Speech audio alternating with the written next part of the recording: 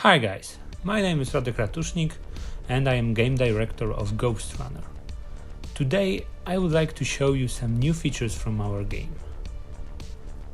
As you can see right now, we are at the final moments of the first tutorial level, which we presented many times before.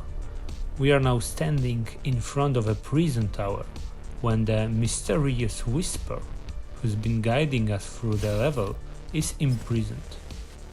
So let's try to deal with the guards and let's find out who really is locked down over there.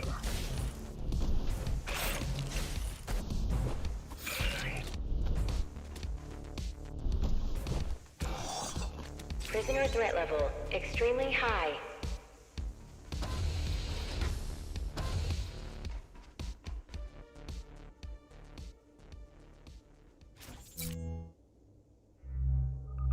Prisoner released.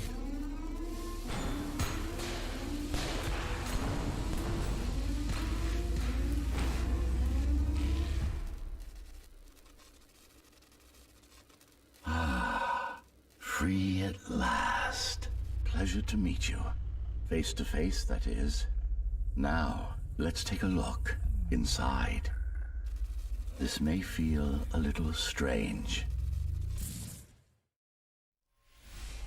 Welcome to Cybervoid. Time to fix you up. You can talk here, by the way. Who are you? You can call me Architect. Who am I? You're a Ghostrunner. Number 74, to be precise. That will have to do for now.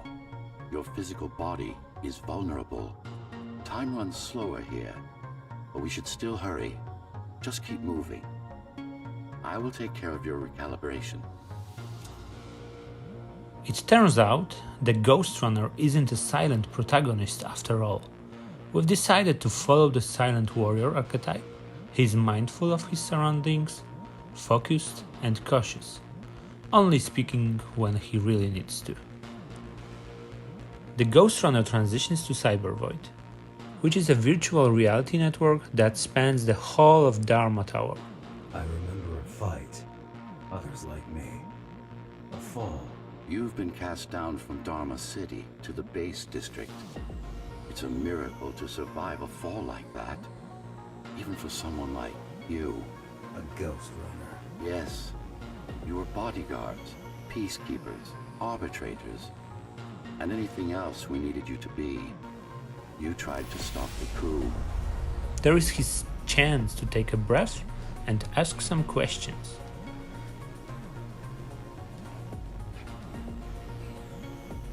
There was a woman. The name is Mara, or the Keymaster, as she calls herself now. 20 years ago, she stood against me. It was you I was trying to save. You failed. I died. My body did anyway. Thanks to the precautions I had taken, I'm still here. Although this form has its limitations. Are you an AI? You could say that. You could also say Dharma Tower is a skyscraper. Technically correct. During this level, the Ghostrunner finds out as much as he can about his past and undergoes a series of recalibrations. What is the tower then? Humanity's home. A megastructure that once housed a million. It had been under my care since its creation, almost a century ago. I served the people, kept them safe, maintained the shelter I provided. But Mara had her own plan. She became the sole ruler of Dharma Tower, ruining what I've built, bringing us back to the verge of extinction. Moving through Cybervoid represents the process of hacking, gaining access, or otherwise interacting with advanced computer systems. In this particular case, we witness the Ghostrunner undergoing calibration of his protocols. This will set him up for further improvements in the future.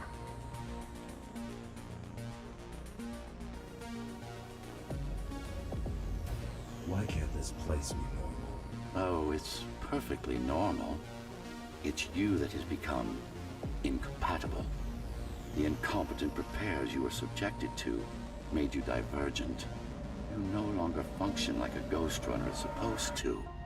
but we'll change that. Who repaired me?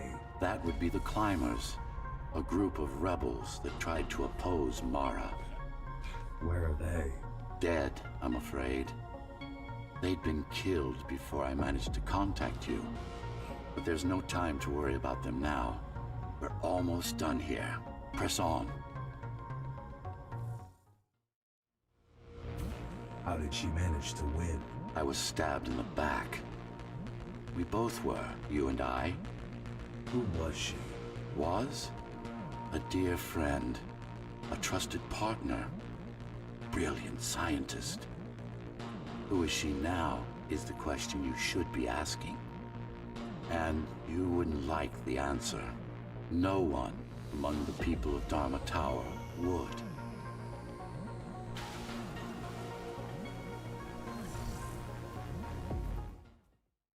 What do you want me to do? Kill Mara, of course. To be able to do that, you'll have to relearn a few things and tweak your performance. But first, jump. We need to get back, and it's much quicker this way.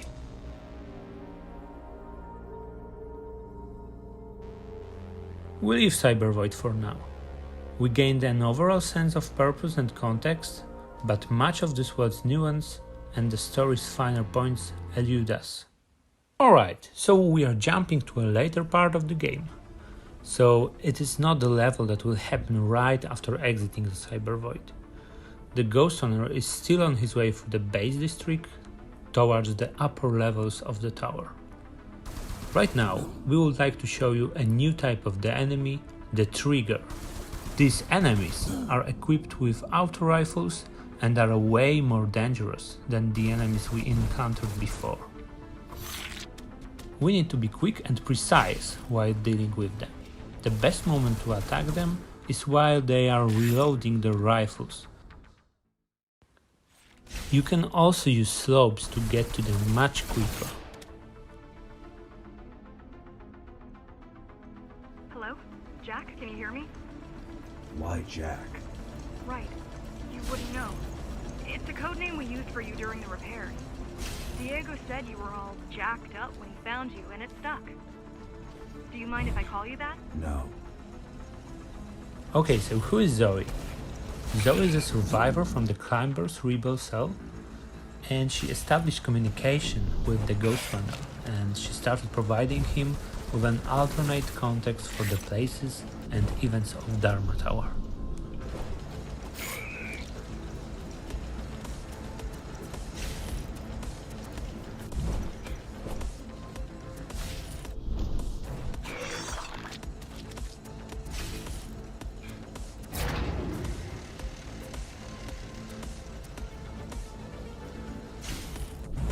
All set.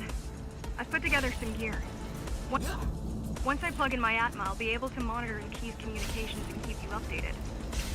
Atma? Atma chip, the standard neural implant.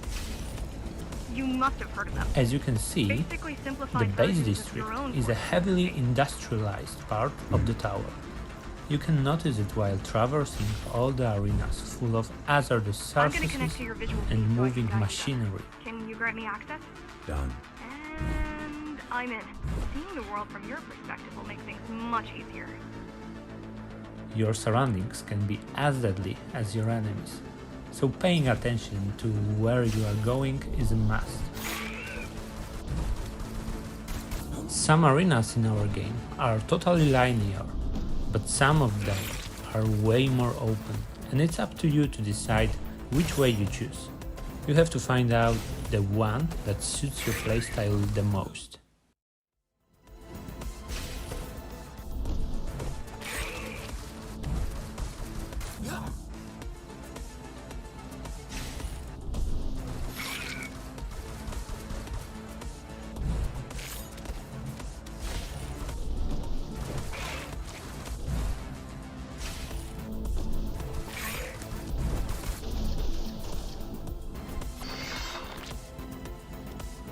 Alright, so we are done with this section right now.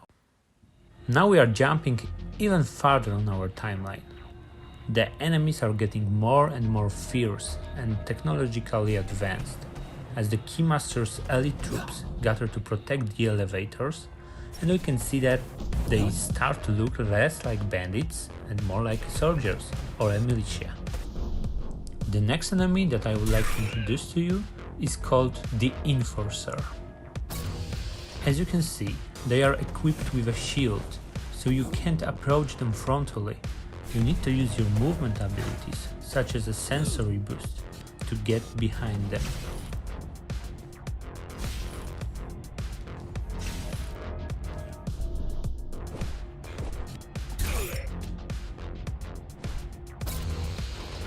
Using environments such as walls, grappling points, and combining it with your movement abilities is the way to outsmart them.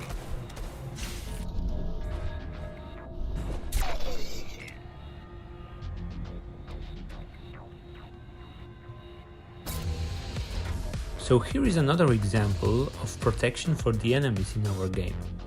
This guy is protected by that blue energy, so let's find out if we can break it.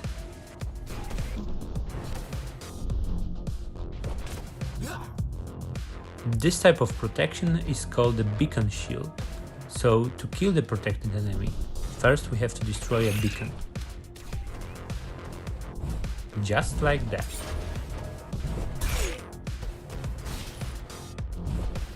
Number of beacons and number of the protected enemies may vary. It's up to the player to spot them and to prepare the right plan for execution. Okay, so we are back to Cybervoid in order to learn a new skill. The Ghostrunner was able to download data on one of the techniques used by his kind, called the Tempest. Focus energy in your right hand, and then let it all out. What? Don't try to think. Do it. It's now time to test it out in the safety of the Cybervoid before using it in actual combat. So basically it works like a very strong wave of the energy accumulated in your hand, which can push away and kill the enemies. It's just a visualization anyway. How does it work in the real world? Rapid micro-vibrations of your inner hydraulics. Sudden change in local pressure will result in a concentrated blast. Let's hope that piece of junk the climbers use to replace your arm can handle it. The Japanese theme corresponds to the fact that the whole tower and the Cybervoid, along with the Ghostrunners, were created by a single man, the architect. The primary application was crowd control, non-lethal force. Of course, there's no need to restrain ourselves now. He was fascinated by Japanese culture, modeling his elite bodyguards after historical warriors, as well as including visual references to Japanese aesthetics throughout many of his designs.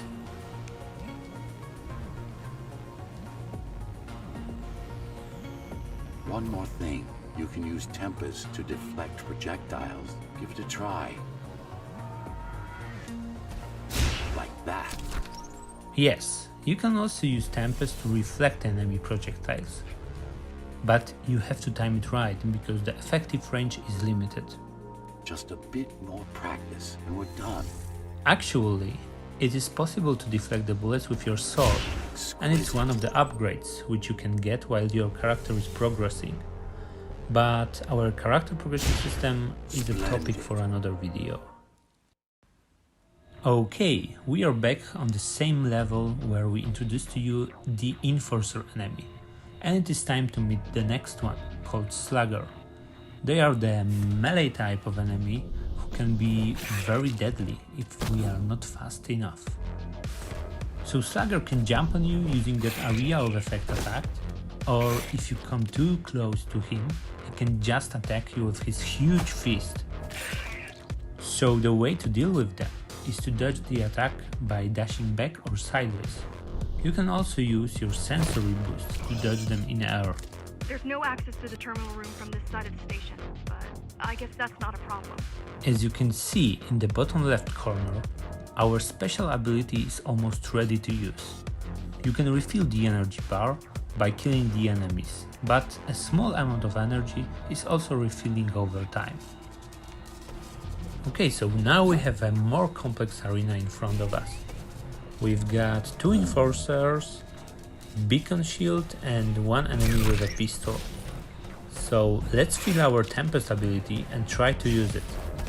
So we can forget about the beacon because Tempest is so powerful that it can destroy all types of protection. It's also a kind of tactical approach to our fast-paced gameplay, where you have to figure out when and on which type of enemy using your special ability will be the most effective.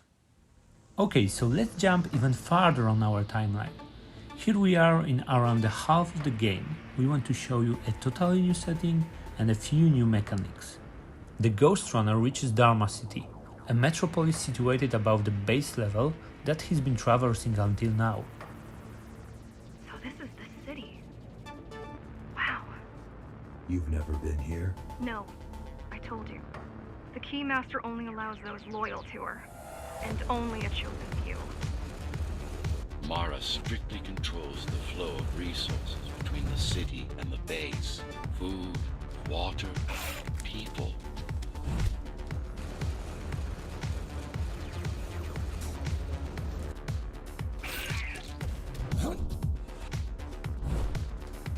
The residential and commercial part of Dharma turns out to be even more crowded with the Keymaster soldiers than the base, but there is no turning back.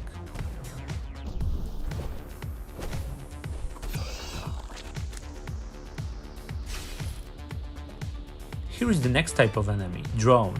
As you can see, it's rotated back to us, so we can try to use our gap jammer to jump right onto it. So as you can see, we can steer it a little bit, so it's also a very convenient way to travel from one Dharma City rooftop to another. Is the repository, a data archive created to store knowledge about the world before the burst. It holds some of the documentation on Project Ghostrunner. Just some. Only on what was already in development back then. So where do we go? What's the next step? Point me to the repository. Okay, here you go. Just had to download the layout. Here we've got 2 drones. We are lucky that their spotlights are facing down, so let's try to use them as our transportation method. And this is another cool thing about drones. We can use their explosion to kill other enemies on the ground. Okay, so in front of us we've got Cyber Void Uplink. Uplinks are places where the Ghostrunner can access and disable his safety limiter, effectively overclocking his own body and allowing himself to achieve extraordinary feats for a short period of time. This particular uplink allows him to jump super high, which is very convenient in Dharma City's rooftop setting. There will be a few other type of Cyber Void uplinks which you will be able to use in Ghostrunner. Let's take a look at this arena. We have several ways to go, but as you can see, these enemies are protected with the beacon shields. So let's find the source of this protection. And here we can use a rail or a super jump uplink to get there.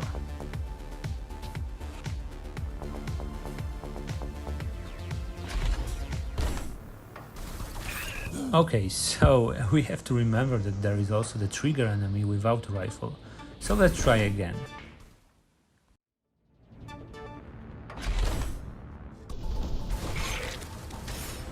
And Tempest is now ready to use, so let's use it. Alright, so these 2 remaining enemies are no longer protected with a beacon shield, so let's approach them from behind.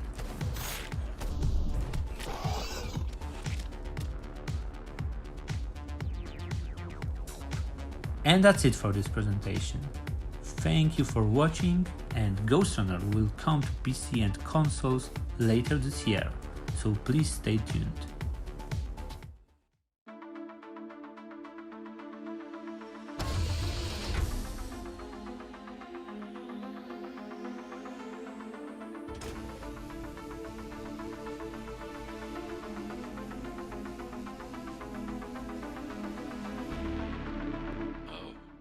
This is troublesome.